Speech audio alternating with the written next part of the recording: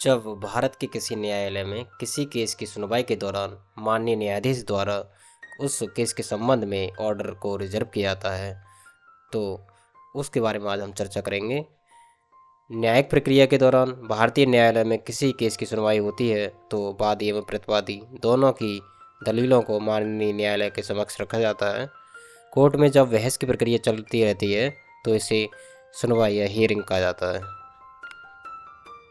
किसी केस की सुनवाई के दौरान यदि किसी न्यायालय के न्यायाधीश को लगता है कि दोनों पक्षों का सबमिशन हो चुका है एवं इसके आधार पर वे ऑर्डर पारित कर सकते हैं, ऐसी स्थिति में उस केस के संबंध में ऑर्डर रिजर्व का आदेश निर्गत किया जाता है। सरल शब्दों में ऑर्डर रिजर्व करने का मतलब है कि इस केस की सुनवाई कर रहे न्यायाधीश निष्कर्ष पर पहुंच चुके हैं एवं अगली तारीख पर अमुक केस के संबंध में आदेश पारित करेंगे। ऑर्डर रिजर्व के पश्चात अगली तारीख पर आदेश सुनाया जाता है।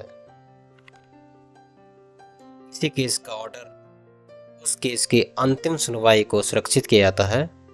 कुछ लोगों का सवाल होता है कि ऑर्डर कितने दिनों तक रिजर्व रखा जा सकता है या इसके रिजर्व रखने की संख्या अधिकतम कितनी होती है, तो 1 महीने तक रिजर्व रख सकते हैं।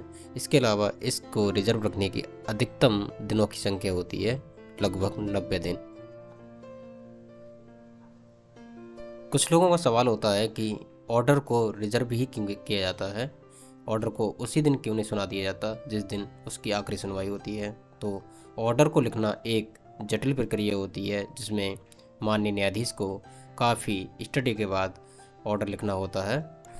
इसलिए किसी ऑर्डर को रिजर्व करने और उसको डिलीवर करने के दिनों में एक अंतर रखा जाता है। किसी भी ऑर्डर को ज़्यादा दिन रिजर्व रखने का कारण ये भी होता है कि जो ऑर्डर डिलीवर किया जाता है उसमें पेजों की संख्या काफ़ी होती है। ये 100 से लेकर 1000 पेज तक भी हो सकते हैं। तो जब भी जज द्वारा कोई ऑर्डर सुनाया जाता है तो उसमें तो यह भी तर्क दिए जाते हैं कि जो हमने ये फैसला दिया है इसके पीछे क्या क्या कारण एवं तर्क हैं। तो इसके बारे में जानने के लिए जज थोड़ा समय लेते हैं। ऐसी और अपडेट्स पाने के लिए चैनल को सब्सक्राइब अवश्य कर लें।